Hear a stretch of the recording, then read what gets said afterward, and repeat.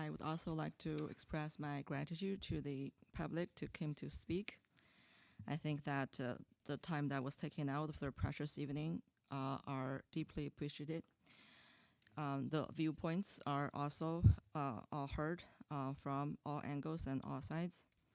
And I want to say that there's a unifying message in all the speakers that everyone wanted the best for the kids. There might be a difference in opinion of how it's done.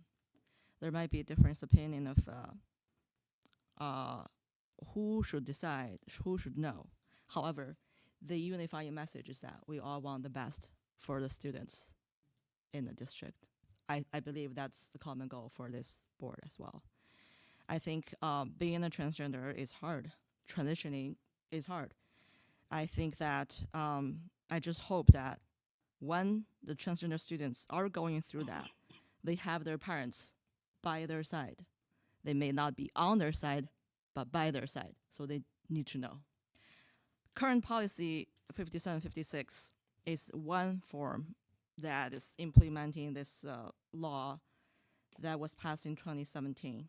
That was Senate Bill 3067.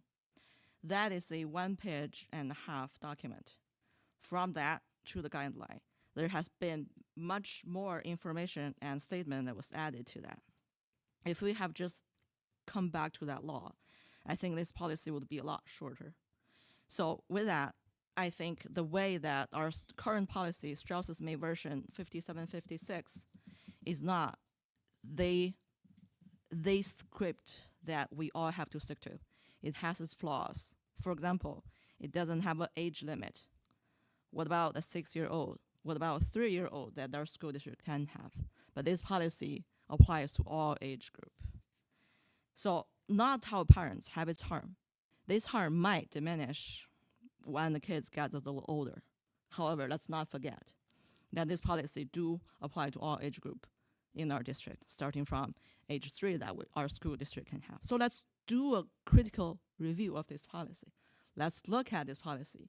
There are things that we need to look into and see whether it needs change. This policy is, to some of our people have already mentioned, 6 years old already. When it first got rolled out, it might have tried to consider all perspective.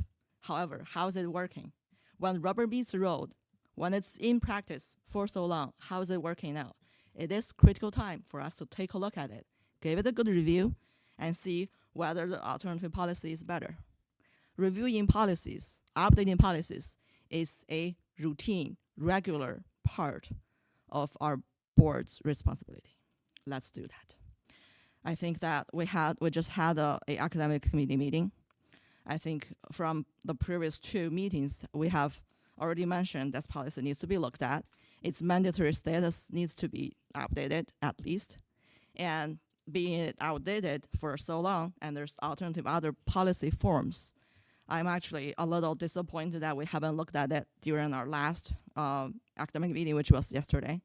But I do wish that in our next meeting that this is on the agenda of our academic committee meeting.